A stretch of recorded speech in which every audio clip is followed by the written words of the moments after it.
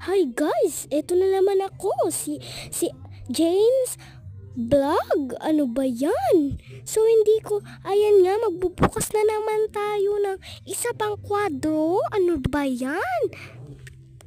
Ayan nga, ito nga yung ginagamit ko, pambukas. Ayan, ipapakita ko sa inyo. Ayan ang pagbukas ko. Nakikita nyo na ba? Ayan. Parehas nga kami ng unbox. Ay, mali. Nang lagayan ng gift. Ayan, binubuksan ko na nga. Ayan, nasira pa nga.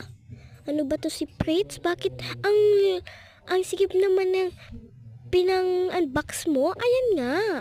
Ganito na naman ang nakita ko. Kasi parehas nga kami. Ayan, nagputos muna nga ako. Para maganda naman ako. Uy, OA ka. Si Aling James. Ayan. Pinubuksan ko na nga. Dali-dalian mo naman nga, Aling James.